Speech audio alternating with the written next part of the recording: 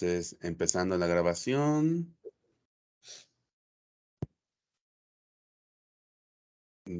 Ajá. Muy bien, excelente. Bueno, muy buenos días a todos los presentes. Hoy empezamos la segunda jornada de trabajos de este simposio y hoy tengo el grato placer de presentar a la doctora Marta Selene Casa Ramírez.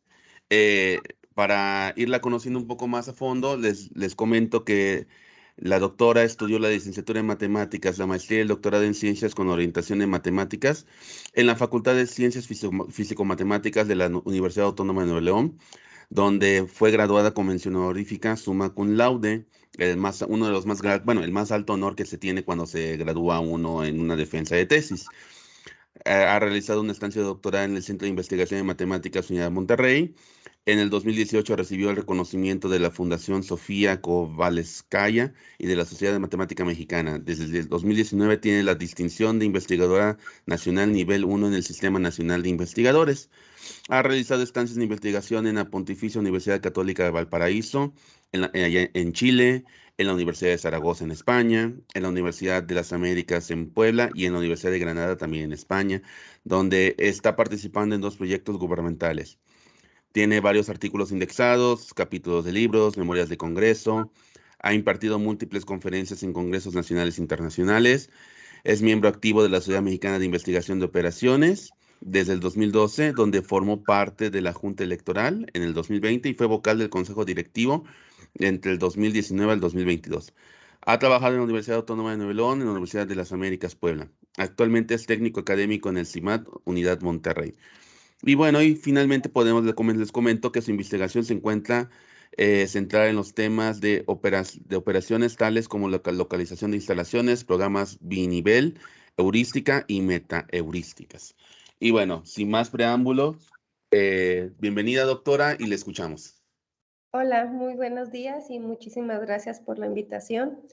Entonces, pues bueno, yo voy a empezar dando una pequeña introducción.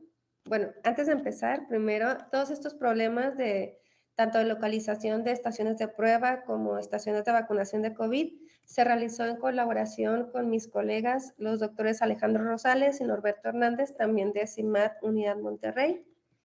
Y bueno, como les decía hace un momento, vamos a ver primero una introducción sobre programación multinivel, multiobjetivo, localización de instalaciones, para entonces proceder a ver los modelos matemáticos que nosotros estamos proponiendo para estaciones de prueba de COVID, también estaciones de vacunación de COVID y bueno, un par de referencias.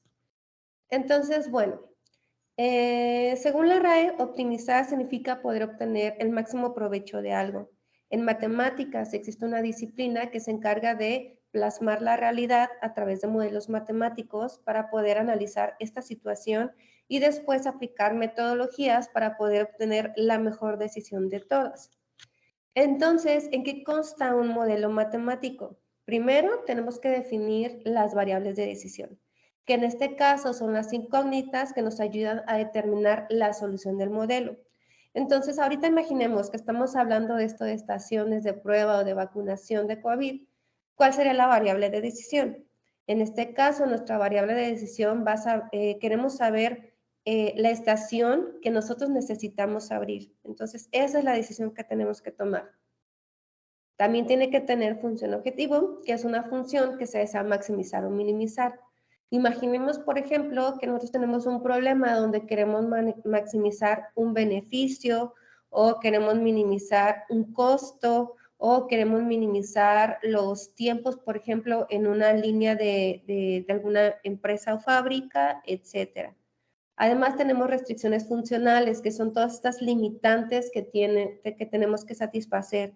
Por ejemplo, imaginemos que tenemos un problema de optimización, que tenemos que escoger una cartera de un portafolio, perdón, con diferentes formas donde podemos invertir dinero, por ejemplo, pero a nosotros nos dan un presupuesto. Entonces, nosotros no podemos sobrepasar ese presupuesto. Por lo tanto, es una limitante a nuestra solución. Además de las restricciones de signo que indican cómo son las variables de decisión.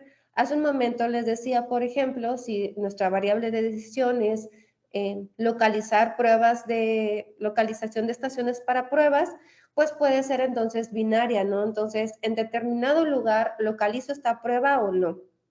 Ahora, por ejemplo, si estamos hablando de que yo quisiera determinar la cantidad de operadores que tienen que haber en determinada empresa en un turno, por ejemplo, pues entonces también tienen que ser enteras, ¿no? O sea, no podemos partir una persona, etcétera, ¿no? Entonces, bueno, estos son dos conceptos muy importantes. El primero es una solución factible, que en este caso son todos los valores que pueden tomar mis variables de decisión, de tal forma que se tienen que satisfacer todas las restricciones, tanto funcionales como de signo. Y dentro de este conjunto de soluciones que me van a satisfacer todas mis restricciones, pues entonces yo voy a querer encontrar a la mejor, es decir, a la que me dé el mayor beneficio de acuerdo a mi función objetivo. Entonces, esta mejor solución se le conoce como solución óptima y es la solución que nosotros queremos encontrar. Ahora me paso a programación binivel. Entonces, ¿qué es esto de programación binivel? Pues bueno, ha servido para poder modelar problemas tomando en cuenta algunos componentes que se involucraban en el problema, pero que antes no se consideraban de manera conjunta. ¿Qué quiere decir? Que ahora los podemos tomar al mismo tiempo, pero considerando una jerarquía. Entonces podemos decir que programación binivel es porque solamente hay dos niveles, es un problema de programación matemática donde existen dos funciones jerárquicas, ¿ok? Entonces, si lo podemos ver desde dos perspectivas. La primera, por ejemplo, si la queremos ver desde la perspectiva de teoría de juegos, podemos decir que entonces tenemos dos jugadores, ¿ok? El líder o nivel superior y el seguidor, que es el nivel inferior. Entonces, ¿en qué consta este juego? Pues bueno, el líder va a establecer su estrategia y entonces el seguidor va a conocer esta estrategia que acaba de tomar el líder y va a tratar de elegir su mejor estrategia de manera racional, considerando obviamente la decisión que tomó el líder. ¿En dónde podemos ver todo esto? Por ejemplo, en estos dos juegos. En el juego del ajedrez, imaginemos que el jugador 1 es el que tiene las piezas blancas, entonces toma una estrategia, decide mover una pieza, ¿ok? Entonces, imaginemos que mueve un alfil y entonces el seguidor 2, bueno, el seguidor o el jugador 2, en este caso es, imaginemos la persona que mueve las piezas color negras, va a decidir hacer un movimiento dependiendo del movimiento que tomó el líder, ¿ok? Lo mismo con el juego de las fichitas estas de Conecta 4. El primer jugador, imaginemos que es el de las fichas rojas, agarra una fichita, la coloca en una posición y entonces el jugador de las fichas amarillas va a tener que decidir dónde ir poniendo sus fichas de acuerdo a las decisiones que va tomando el líder. Y vemos que entonces pues hay una jerarquía marcada, ¿no? Hay un líder que toma una decisión y un seguidor que toma una decisión, pero considerando la decisión del líder. Entonces, desde el punto de vista de programación matemática, podemos decir que en realidad un problema de programación binivel es aquel en donde tenemos un modelo matemático con función objetivo y restricciones, pero dentro de las restricciones existe otro problema de programación matemática. Entonces, lo podemos ver de esta forma, en donde vemos que la ecuación 1 es la función objetivo del líder, que la variable de decisión es x y él quiere minimizar la función f mayúscula. Sujeto a el conjunto de restricciones de la ecuación 2 hasta la 4, en donde la ecuación 2 pues es un conjunto de restricciones, pero la ecuación 3 y 4 implica otro problema de programación matemática, que en este caso es el seguidor, que su variable de decisión es y desea minimizar la función objetivo f minúscula, sujeto a el conjunto de restricciones marcados con la ecuación 4. Entonces, ¿qué pasa con este tipo de problemas? Bueno, a pesar de que tengamos nuestras funciones bonitas, por así decirlo, o sea, que sean continuas y que sean acotadas, esto no nos va a garantizar que podamos obtener una solución óptima binivel. La región inducida o inducible, que es este conjunto sobre el cual el líder va a optimizar su problema, usualmente es no convexa, e incluso puede ser hasta vacía o no conexa. Entonces, en el caso bonito, en el que todo fuera convexo, bajo ciertos procedimientos podemos pasar de tener un problema binivel a un problema de un solo nivel que sea equivalente. Y bueno, hablando de la complejidad computacional, pues bueno, todos estos problemas de programación binivel tienen en la categoría de NP duro, es decir, el tiempo no es polinomial al momento que los resolvemos. Aquí podemos ver, por ejemplo, la región inducida o inducible es aquella que está marcada como las líneas un poquito más oscuras y podemos ver que de hecho esta región inducida es no conexa porque hay una restricción del nivel superior que hace que se me parta en dos, ¿ok? Y bueno, este tipo de restricciones que pudieran además fraccionar de esta forma la región inducida se le conoce como restricciones de acoplamiento y obviamente esas aumentan un grado de complejidad. Bueno, dependiendo del tipo de enfoque, dependiendo del tipo de reacción del seguidor, es el tipo de enfoque que nosotros vamos a estar abordando. Existen dos clásicos, ahorita ya existen un poquito más, pero bueno, estos son los clásicos. Es optimista y pesimista.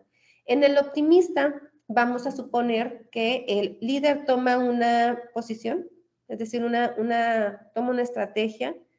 El seguidor optimiza su problema, pero considerando la estrategia del líder. Y en este caso, en el nivel inferior hay soluciones múltiples óptimas. Es decir, existen configuraciones diferentes en las variables de decisión del seguidor que le dan exactamente el mismo beneficio para su función objetivo. Entonces es optimista si el seguidor pues decide cooperar, por así decirlo, con el líder y le da la solución que le beneficia al líder.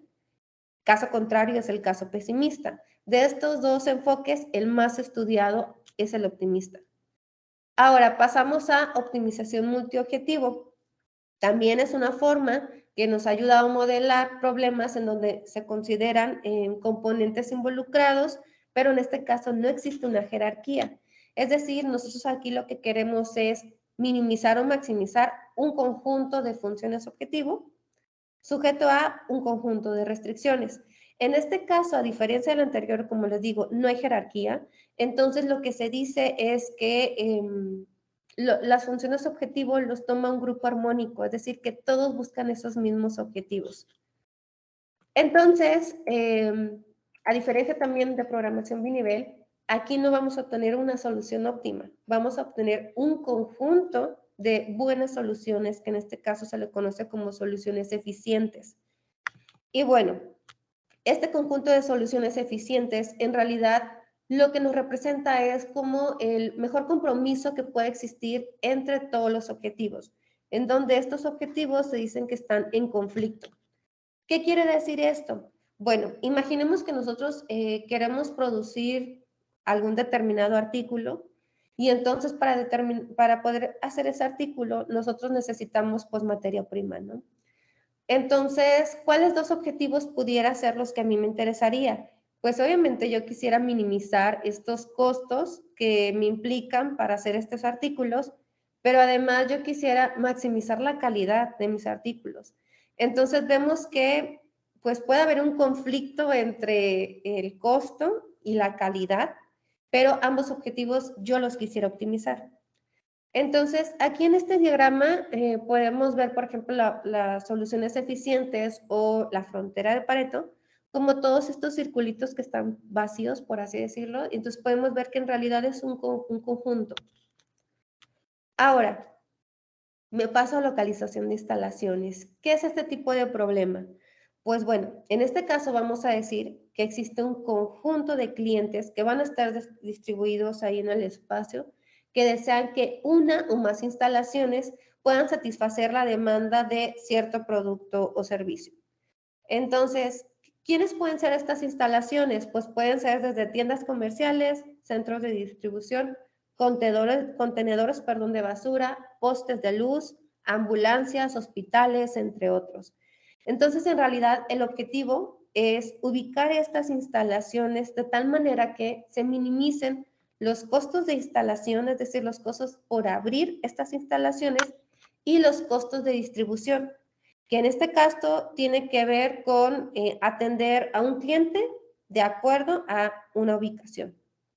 Entonces, dado esto, pues es intuitivo pensar que los clientes se van a asignar siempre a la instalación más cercana. Sin embargo, no es el único criterio, porque imaginemos que, por ejemplo, hay una instalación que me queda cerca, pero yo prefiero ir a otra que a lo mejor me queda un poco más lejos, debido a que a lo mejor me gusta más el servicio allá, o porque a lo mejor es de algún familiar o amigo, etcétera, ¿no? Entonces, hay diferentes tipos de criterios. Y bueno, dentro de todos estos problemas de localización existen los problemas de cobertura, cuyo objetivo principal es localizar estas instalaciones para que puedan proporcionar el servicio, pero solamente a los clientes que estén dentro de un umbral predeterminado. Entonces, ahora sí, me paso a uno de los problemas que abordamos, que es la localización de estaciones de prueba COVID, en donde, pues bueno, aquí voy a hablar un poquito de la revisión de literatura que encontramos. El primer trabajo que encontramos fue el de Taiwu del 2020, en donde en este trabajo no especificaban el método ni tampoco un modelo matemático, pero mencionan que el objetivo era maximizar la cantidad de pruebas realizadas en un caso de estudio de Nigeria. En este segundo trabajo también querían localizar, pero hospitales temporales para poder atender a todos los pacientes que tuvieran COVID, también con un caso de Estambul. En el trabajo de Singh del 2020 proponen también un modelo para ubicar laboratorios móviles para realizar estas pruebas. En el otro trabajo, en el 2021, proponen un modelo también para localizar, pero eran farmacias para que pudieran vender estas pruebas rápidas de diagnóstico en un caso de estudio de Estados Unidos.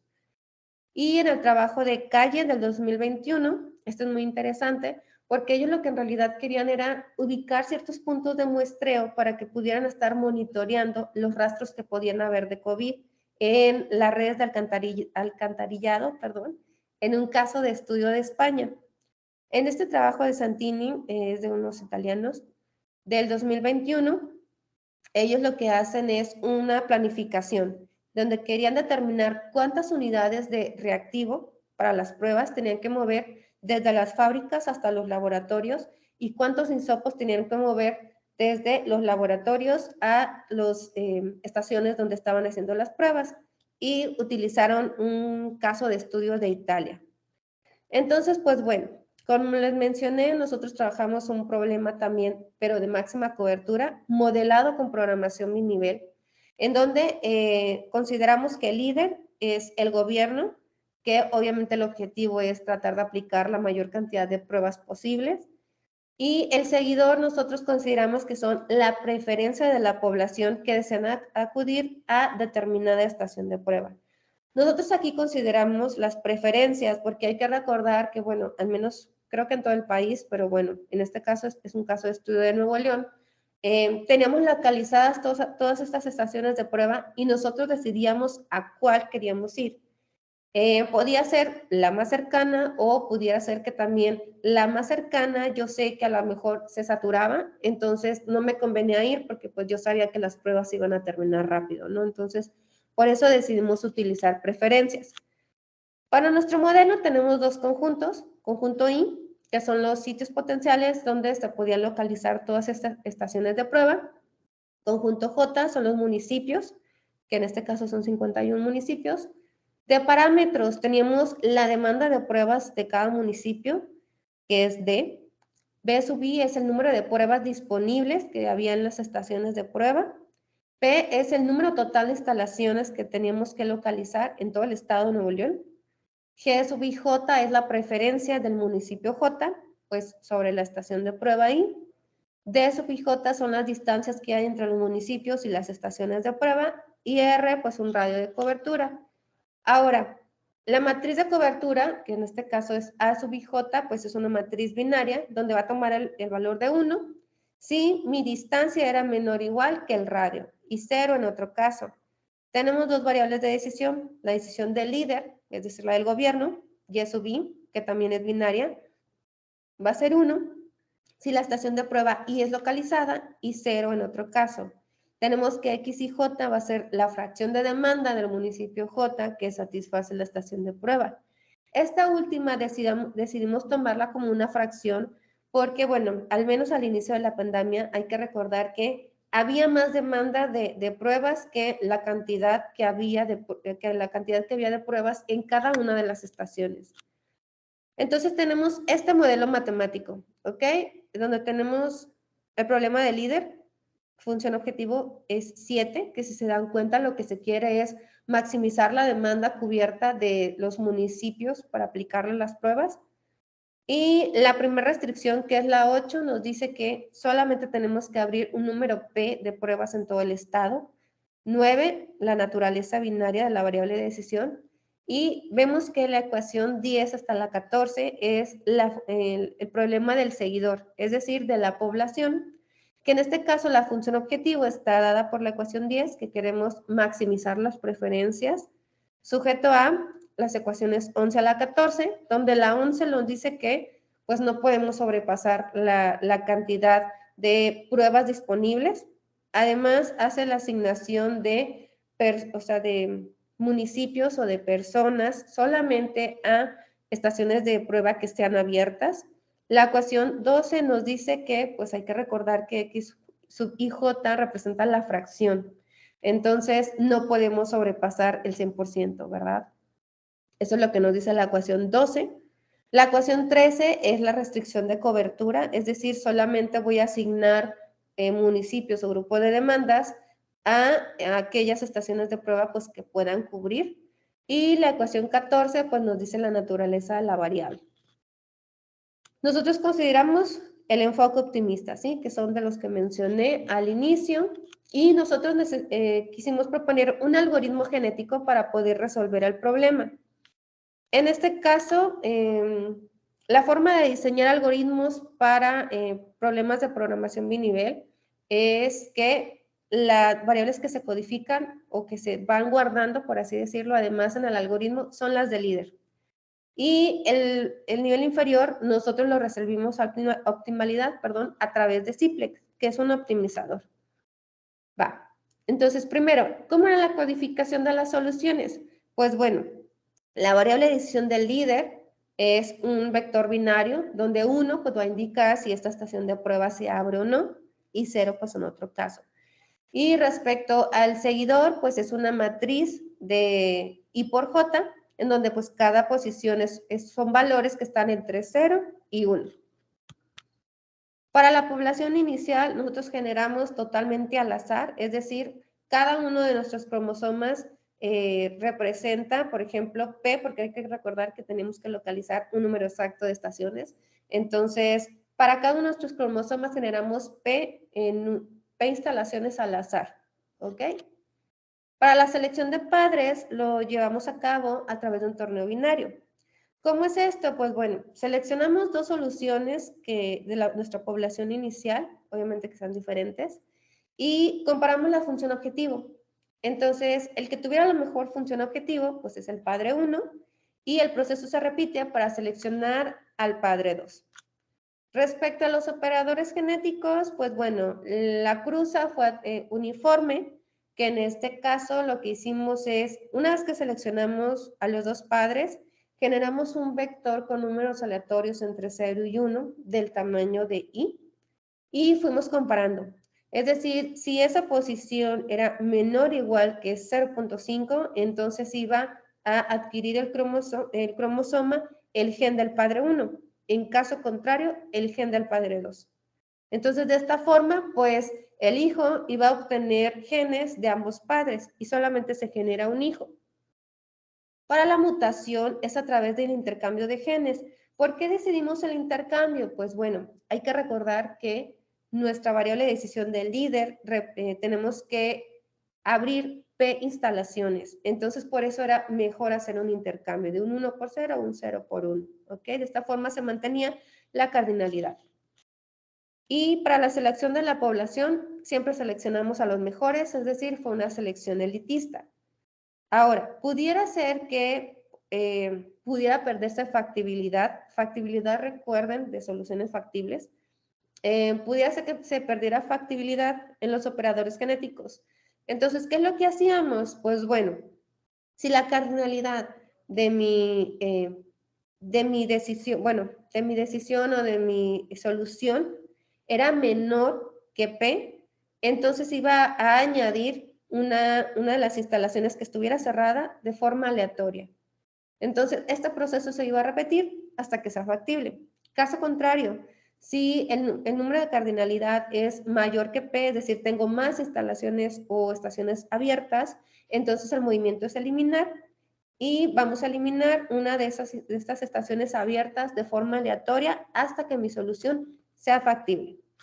Bueno, nosotros utilizamos o recurrimos a las páginas oficiales para obtener datos, es decir, de la Secretaría de la Salud, INEGI, del Gobierno de Nuevo León, la página del coronavirus, también algunas ruedas de prensa, entre otros. Entonces nosotros consideramos el conjunto J igual a 51 porque pues es el número total de municipios que hay en el estado. Y para poder encontrar el número I, lo que hicimos es considerar todas estas actividades del sector público, tales como clínicas, hospitales, centro de salud y algunos laboratorios médicos. Entonces, el tamaño de mi conjunto I pues fue al final de 347 sitios. Ahora, respecto a la demanda, pues consideramos la población de cada uno de los municipios. Bueno, al menos aquí en el estado de Nuevo León, en el área metropolitana se concentra el 88% del total de la población. Entonces, esto es un dato muy interesante. Estos 13 municipios son los que conforman toda el área metropolitana de Nuevo León. Y entonces, estamos viendo aquí una tabla en donde podemos ver, por ejemplo, que la tercera columna es la cantidad de habitantes que hay en cada uno de los municipios y la última columna son los sitios potenciales, que son los que mencioné hace un momento. Y podemos ver que hay municipios como, por ejemplo, ahorita estamos en la clave del municipio 22 como General Zaragoza, que aquí de plano no tenía ningún sitio potencial. Solamente pasó con 2 municipios. Y en este podemos ver que el municipio con clave 37, que es Mier y Noriega, tampoco tenía un sitio potencial. Entonces estos pobladores lo que tenían que hacer era, pues bueno, tratar de ubicar los sitios potenciales de sus municipios vecinos. Para el número total de pruebas, nosotros generamos un vector aleatorio entre 150 y 200. Este dato nosotros lo obtuvimos a través de algunas notas periodísticas o ruedas de prensa que se dieron en el estado de Nuevo León. Y bueno, también consideramos que el estado de Nuevo León solamente abrió 15 centros centinelas, en donde incluían solamente hospitales y centros de salud. En los primeros municipios, es decir, en los municipios de Allende, Cadereyta, Doctor Arroyo, Galeana, Linares, Montemorelos, Sabinas Hidalgo, San Nicolás, Santa Catarina y Santiago, solamente abrieron una estación de pruebas. Y en cambio, por ejemplo, los municipios de Guadalupe y Apodaca se abrieron 2. Esto de acuerdo porque son de los municipios que mayor cantidad de habitantes tienen. La distancia nosotros la consideramos ahí a través de Google Maps, consideramos la mínima distancia de acuerdo a kilómetros y para las preferencias nosotros consideramos el procedimiento del artículo de Cánovas, que en este caso era considerar las distancias, pero metiendo cierta perturbación. Ahora, el código del algoritmo genético lo programamos con C++ y como les había dicho, el problema del seguidor se resolvió con el optimizador, Simplex. Estos son algunos de los datos, de los parámetros que fijamos después de una afinación y consideramos nosotros 2 escenarios. El primero era localizar a lo más 2 estaciones de prueba por municipio. Esto porque hay que recordar que hay municipios que tienen una cantidad muy grande de habitantes. Y nuestro escenario 2, pues era localizar a lo más 3 estaciones de prueba. Entonces, estos son los resultados con el primer escenario. Además, el número P nosotros lo variamos. Como les comenté hace un momento, el gobierno de Nuevo León decidió solamente abrir 15 centros centinelas, entonces nosotros consideramos abrir desde 5, 10, 15 hasta 50. Es decir, 50 es casi como cada uno de los municipios pudiera abrir uno, ¿no? La segunda columna reporta el mejor valor. La tercera columna reporta el valor promedio. Hicimos 10 corridas. La columna de W es el peor valor y la última columna está en el tiempo en segundos. Entonces podemos ver que hay instancias, por ejemplo, las primeras tres, que el mejor, el valor promedio y el peor siempre fue el mismo. Entonces podemos intuir que pues es la solución óptima, o a lo mejor puede ser un óptimo local, ¿verdad? Ahora, ¿qué pasa con el escenario 2? Es decir, abriendo a lo mucho 3 estaciones. Pues bueno, vemos que, por ejemplo, cuando abrimos 5 instalaciones, es decir, P es igual a 5, se mantiene la misma función objetivo, las demás empiezan a variar. Obviamente, si comparamos estos tiempos con los anteriores, algunos aumentaron, no significativamente, pero pues es normal debido a la dureza de la combinatoria del problema. Pero bueno, aún son tiempos razonables. Entonces, pues bueno, aquí está en el escenario 1, comparando, o sea, cuando abrimos P igual a 15 instalaciones, está la respuesta, la solución que obtuvimos, y también con el escenario 2. Aquí nada más especifiqué cuando se localizan 15 estaciones de prueba, porque pues lo estoy comparando con el gobierno, que abrió solamente 15. Ahora, aquí en esta tabla, que se ven los numeritos muy pequeños, aquí podemos ver, por ejemplo, ambos escenarios y cuántos centros se abrieron en cada uno de los municipios. En la primera columna, que está como en negritas y dice P igual a 15 con un asterisco, ahí yo lo que hice fue reportar en qué municipio el gobierno decidió abrir una estación de prueba. ¿Ok? Entonces, pues bueno. ¿Qué tenemos como conclusiones? Pues obviamente es importante o nosotros estamos recomendando al gobierno que pudiera tener estas organizaciones gubernamentales o algún grupo de apoyo para que pudiera obtener las preferencias de la población de acuerdo a cuáles fueran sus preferencias para acudir a una estación de vacunación. ¿Esto por qué? Porque, bueno, podemos intuir que va a haber algunas estaciones de prueba que pueden tener más demanda, y entonces en este caso se pudieran asignar una cantidad extra, por ejemplo, de kits para pruebas. Bien, ese fue el primer problema. Ahora, también nosotros estudiamos la localización, pero ahora de estaciones de vacunación. Entonces, hay que recordar que la vacuna tenía que seguir cierto protocolo para que no perdiera su efectividad. ¿Cuál era ese protocolo? Pues bueno, dependiendo del tipo de vacuna, era los grados de refrigeración que tenía que tener, ¿verdad? Entonces, si se salía de ese rango, pues la efectividad de la vacuna ya no estaba garantizada. Por lo tanto, la cadena de suministro implica un costo importante que se debe de considerar. Y aquí está la revisión de literatura.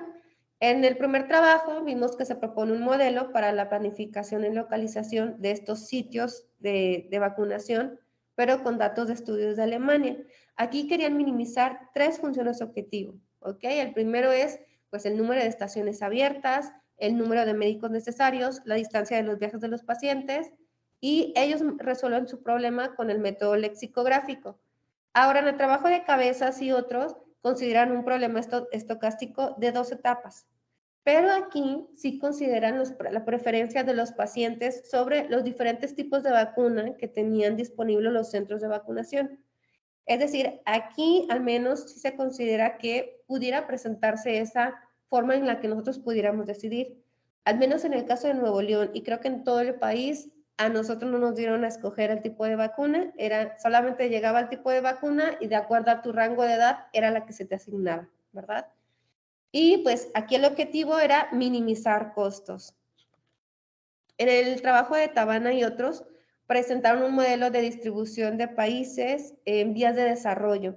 En este caso, consideraron por primera vez que la capacidad iba a depender de acuerdo al tiempo, que había un requisito de refrigeración, porque aquí consideraban diferentes tipos de vacuna, en donde era fría, muy fría y muy, muy fría, y la selección de fabricantes de las vacunas. Ellos proponen un caso de estudio de la India y resuelven directamente el modelo con un optimizador. En el trabajo de Kakir y otros analizan el problema también de localización, pero de clínicas móviles de vacunación en un caso de estudio de Turquía. Su objetivo también era minimizar los costos de localización y distribución. Y En el trabajo de SAN también estudian un problema de localización de estos sitios de vacunación, pero aquí consideraban este proceso de citas. Entonces, ellos analizaban varias funciones objetivo. Primero, el costo fijo por estar abriendo estos sitios de vacunación, la distancia de viaje, el costo de rechazo de la cita, además un costo de tardanza en la vacunación. Entonces, como método, ellos proponen el método de la suma ponderada y descomposición de Benders. Y finalmente, en este trabajo de Lee y otros, ellos también proponen un modelo multiobjetivo donde querían minimizar la distancia de los residentes, querían maximizar el número de puestos de vacunación totalmente abiertos y querían minimizar el costo total. Ahora, es importante esto del número de puestos de vacunación totalmente abiertos, porque aquí ellos consideraban el tipo de vacuna que se puede hacer con campañas de vacunación, como por ejemplo la polio, la gripe o incluso estas vacunas que se ponen a los niños recién nacidos, ¿no? Es decir, no he trabajado directamente con COVID, pero mencionan que pudiera adaptarse para este tipo de pandemia. Ellos implementaron el método de la Epsilon Constraint y utilizaron también datos obtenidos de un centro de control y prevención de enfermedades de una ciudad de China. Ahora, nosotros también proponemos un modelo para estación de vacunación COVID multiobjetivo, donde consideramos la distancia de viaje que se tiene que recorrer de los puntos de demanda a estas estaciones. Un indicador de pobreza, esto es importante porque se hizo un estudio aquí en México y mostraron que hay cierta relación entre las personas que fallecieron por COVID y la situación de pobreza, por así decirlo, de la zona. Y bueno, además del costo operativo, que es el costo fijo por estar abriendo estos centros de vacunación y el costo que se les va a pagar a los profesionales de la salud. También utilizamos un caso de estudio de Nuevo León. Aquí va el modelo. Ahora tenemos tres conjuntos. El I son los sitios potenciales, J son todos los grupos de demanda, K es el tipo de vacunas. De parámetros tenemos las distancias, el número de personas en el grupo de demanda J que requieren la vacuna K, un indicador de pobreza, un radio de cobertura. C es el número máximo de personal médico que se va a asignar a una estación de vacunación. B es el número máximo que un profesional de la salud puede atender por día. Dos costos, costo fijo y un costo del salario del médico. Además que existe un número de vacunas que se van a enviar a la estación. Entonces, A sub J, nuevamente el problema anterior es la matriz de cobertura. Entonces, consideramos estas tres variables de decisión. La primera es binaria, va a ser WI es igual a 1, si la estación de vacunación se abre o no. X y JK es 1, si la estación de vacunación I da servicio al grupo de demanda J. Y finalmente, Y sub I es el número del personal médico que se va a asignar a la estación. Entonces, tenemos estas tres funciones objetivo. La primera, obviamente queremos minimizar las distancias. La segunda, lo que queremos es minimizar los costos tanto de apertura o localización como el costo implicado en el pago hacia el médico o hacia el personal de salud. Y la 17, lo que queremos es, pues obviamente, maximizar el nivel de pobreza. Maximizar porque entre más grande es el índice de pobreza, pues obviamente hay más pobreza en la zona. Y todas estas son las restricciones. La restricción 18 lo que nos dice es que no podemos sobrepasar la capacidad de atención que tienen los médicos, ¿ok? Y la 19 lo que nos dice que en cada uno de nuestros centros de vacunación se va a asignar a lo mucho el número C de personal médico. Además que solamente se va a asignar personal médico a los centros de vacunación abiertos. La ecuación 20 lo que nos garantiza es que los grupos de demanda se van a asignar solamente también a las estaciones de vacunación abiertas. La 21 nos dice que todos los grupos de demanda se tienen que atender. La ecuación 22 lo que nos garantiza es que Si existe algún centro de vacunación que esté abierto, pero que no tenga asignado un grupo de demanda, pues obviamente tiene que estar cerrado. La ecuación 23 nos garantiza la cobertura. La 24, pues que no podemos sobrepasar la cantidad de vacunas disponibles. Y 25 y 26, pues la naturaleza de las variables. Como les mencioné, nosotros proponemos el algoritmo del Aumecon 2, que en este caso es una extensión del Aumecon 1 y del método de la Epsilon Constraint. Entonces, ¿en qué consta este método? Pues el objetivo es pasar de tener un problema de optimización multiobjetivo a tener a uno de un solo objetivo. ¿Cómo se hace esto? Pues bueno, ahí nosotros vemos en la ecuación, bueno, en todo este modelo matemático, que lo que se hace es, primero, fijar una prioridad en las funciones objetivo. Imaginemos que tenemos 3. Entonces yo digo, bueno, a mí me importa más mi función objetivo 1, entonces esa se queda como la función objetivo del problema, ¿ok? Que es f sub 1. Menos una penalización de unos cocientes relacionados con las funciones objetivo restantes, que en este caso S sub 2 en realidad representa las variables de holgura de la función objetivo 2 entre el rango de la función objetivo 2. ¿Qué es el rango? Pues la diferencia entre el máximo y el mínimo de esa función objetivo. Luego, más vemos también que hay como otra pequeña penalización, que es 10 a la menos 1 del cociente, pero ahora relacionado a la tercera función objetivo.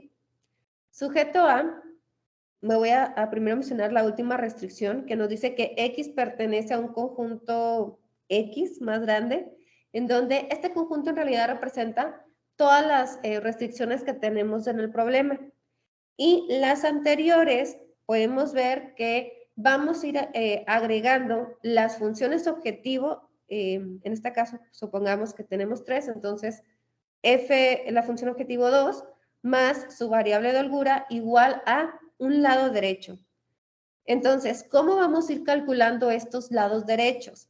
Pues bueno, estos lados derechos en realidad vamos a encontrar el valor de la función objetivo máximo menos un tamaño de paso. Este tamaño de paso va a ser la multiplicación de un contador de iteraciones por un cociente, en donde el cociente es R, que es el rango que mencionamos, la diferencia entre el máximo y el mínimo, entre Q sub K, que en realidad es el número de cuadrículas, el número de puntos en la cuadrícula que nosotros queremos considerar. Entonces, si se dan cuenta, he mencionado el rango, que se necesita el máximo y el mínimo de las funciones objetivo. ¿Cómo se obtienen estas? Bueno, nosotros vamos a ir reportando en algo que se llama tabla de resultados. Y esta tabla de resultados vamos a ir optimizando los objetivos de forma lexicográfica. ¿Qué quiere decir? Que vamos a tener nuestro modelo y vamos a considerar resolviéndolo con la primera función objetivo. Obtenemos una solución. ¿Qué es lo que sigue? Vamos a resolver el modelo considerando la segunda función como función objetivo con todas sus restricciones, pero agregando una restricción, que en este caso es la función objetivo anterior que evalué, que es la función objetivo 1, igual a su óptimo. Y esto se hace hasta completar la tabla.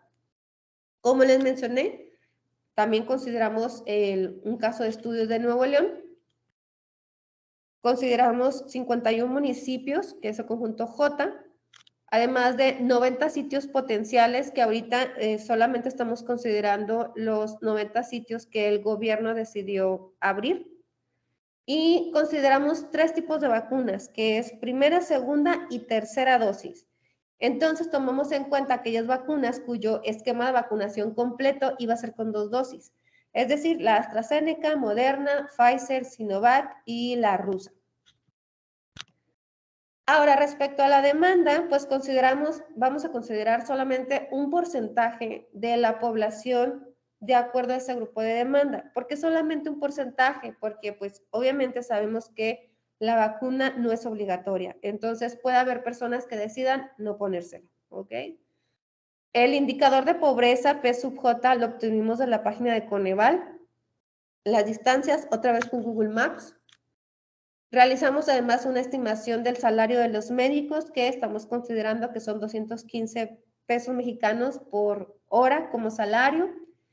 Y bueno, ahora, respecto al otro costo, que es el costo fijo por tener abiertas estas estaciones de vacunación, aquí sí hay un problema, porque obviamente como las vacunas se descubrieron, bueno, se proporcionaron hace poco, pues obviamente muchos municipios empezaron a localizar sus estaciones de vacunación, pero no llevaron a cabo un registro de todos sus datos.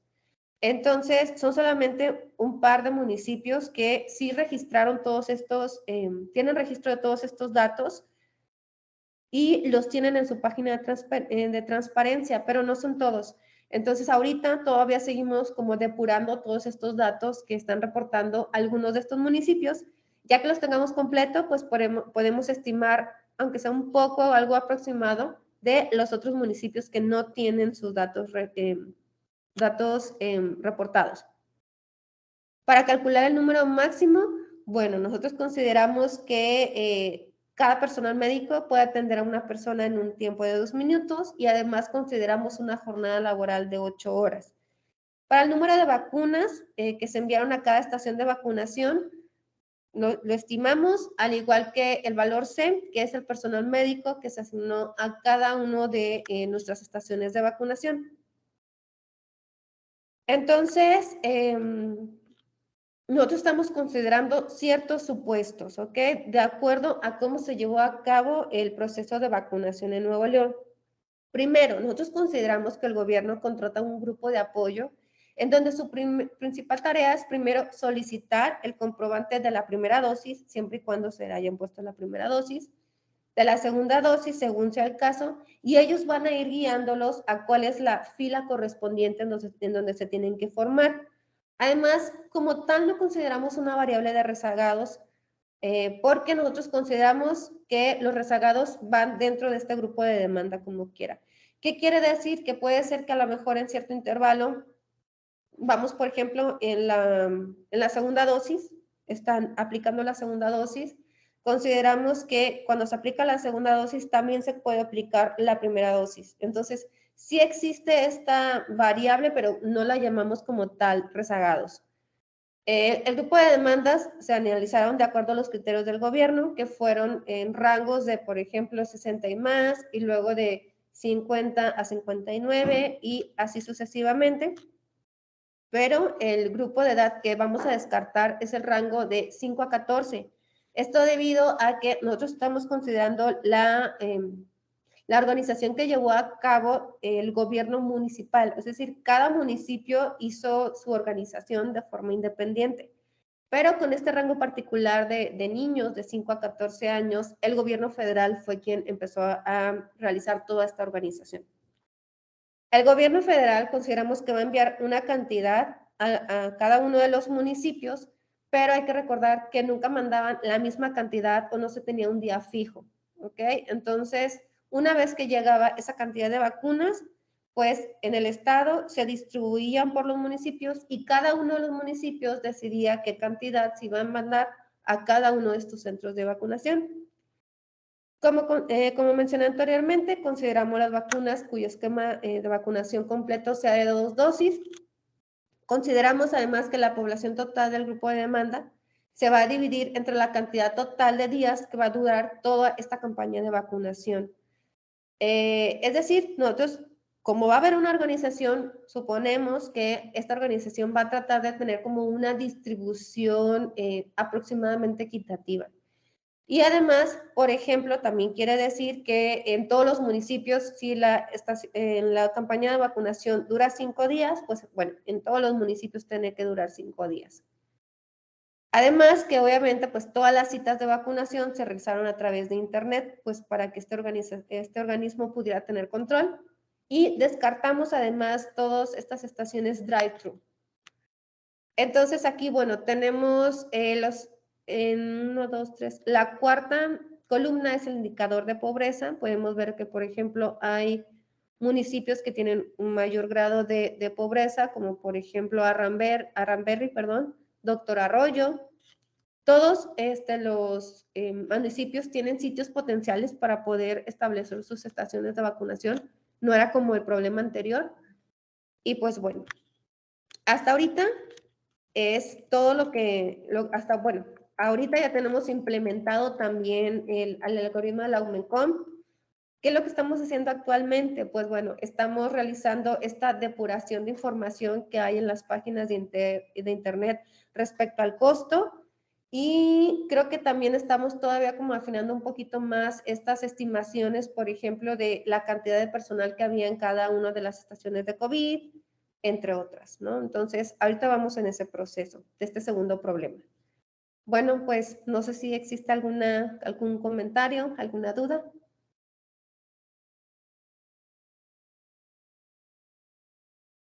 Muy bien, muchísimas gracias. Muy interesante, doctora. Del público, no sé si quiera alguien preguntar algo. Sí, tenemos una mano levantada de Diana Huerta. Adelante, Diana. Hola, Selene, pues Hola. muy interesante tu plática. Este, tengo por ahí algunas duditas nada más como para entender un poquito mejor qué es lo que estabas desarrollando y cómo es que lo probaste. En el primer problema que trataste, el de estaciones de pruebas, Okay. ahí, o sea, tenías un modelo matemático y también tenías un algoritmo genético. Ajá. ¿Probaste, digamos, a lo mejor con instancias pequeñitas, cómo iba tu modelo matemático con respecto o sea, para poder comparar a lo mejor la solución óptima que te daba el modelo matemático y la solución que te daba el genético, y así ver, digamos, cómo, pues qué tan acertado el algoritmo genético era, al menos para las instancias que se podían resolver de manera exacta? Sí, de hecho, por ejemplo, este modelo sí lo llegué a probar, pero como le llamamos nosotros, ¿no? Instancias de juguete. Entonces, ahí yo, por ejemplo, en la instancia de juguete, yo podía saber cuál era el óptimo. Entonces, para estas, resolví el problema y coincidió. Pero bueno, solamente para las instancias pequeñas. Para la instancia real, o sea, con los datos reales, eso no lo llegué a probar. Solamente obtuve la solución y fui comparando, pero no contra pues alguna forma de explorar la solución, sino que lo comparé, por ejemplo, cómo sería la respuesta considerando la estrategia que implementó el gobierno. Pero bueno, es solamente lo que nosotros exploramos.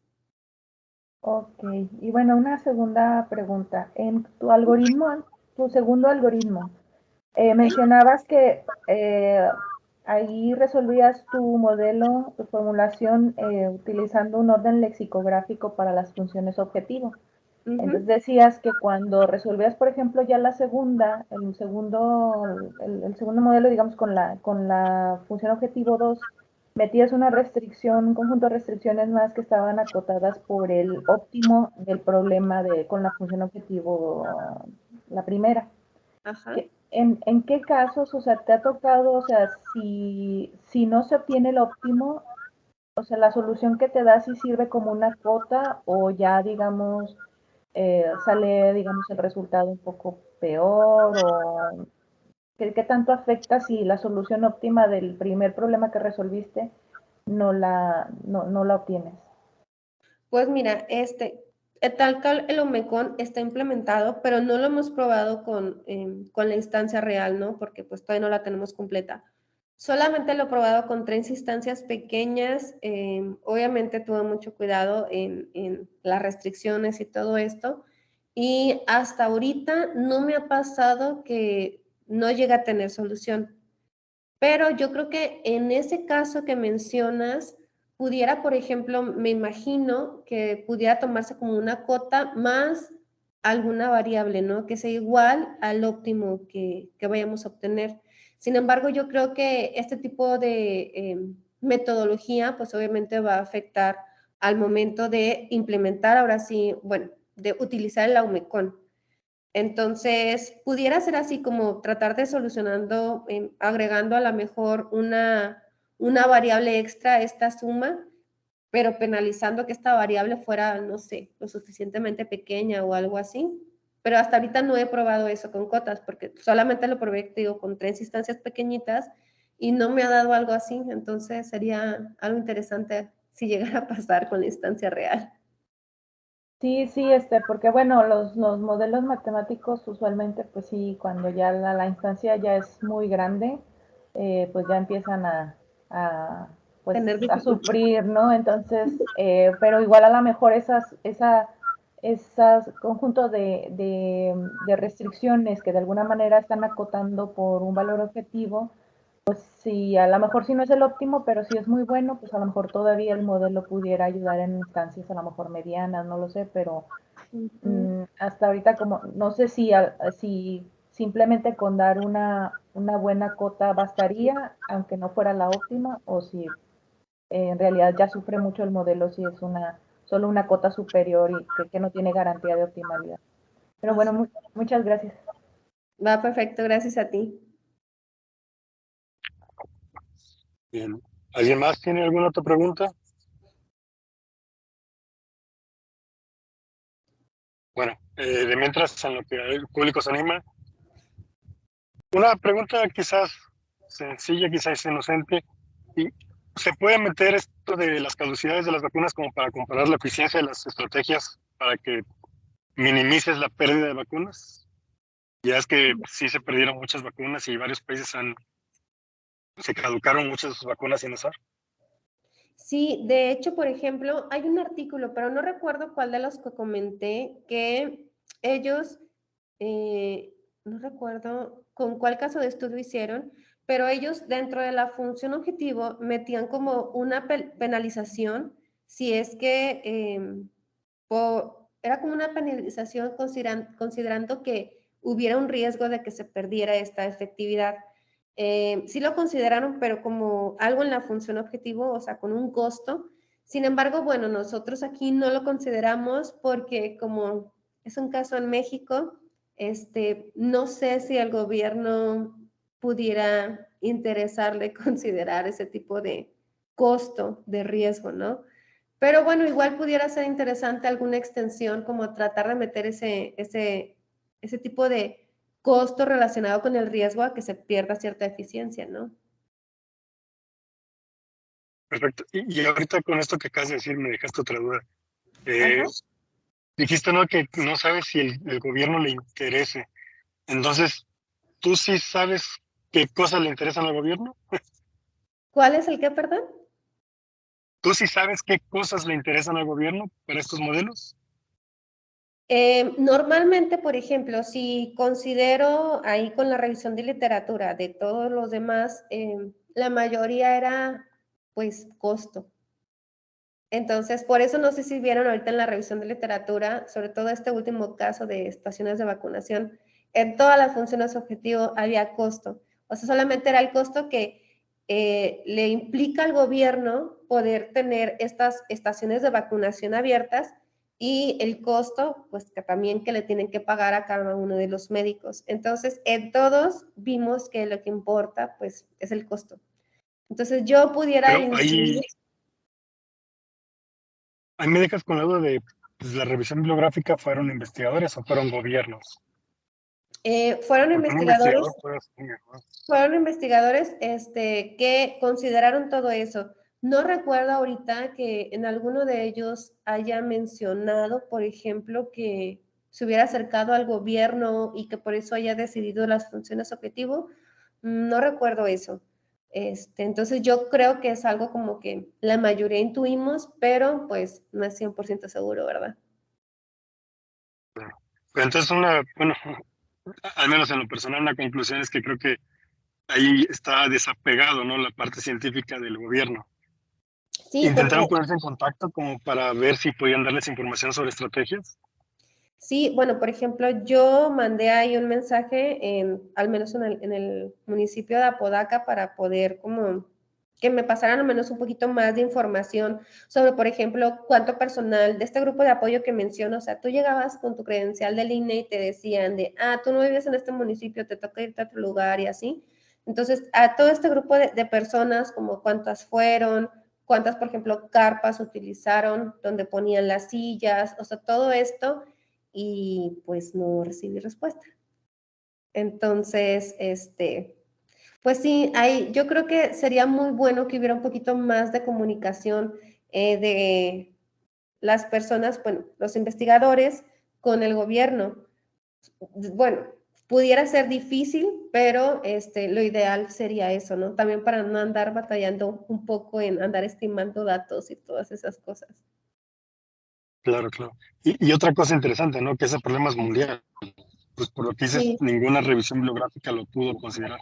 ¿Menciona algo del gobierno? No, ninguna. O sea, nada más dicen, nosotros propusimos estas funciones objetivo y ya. Pero ninguna, no recuerdo que garantice de, bueno, nos acercamos al gobierno y nos informaron que estaban interesados en que fuera esto. Perfecto. Muchas gracias. De nada. ¿Alguien más con alguna otra pregunta? ¿Comentario?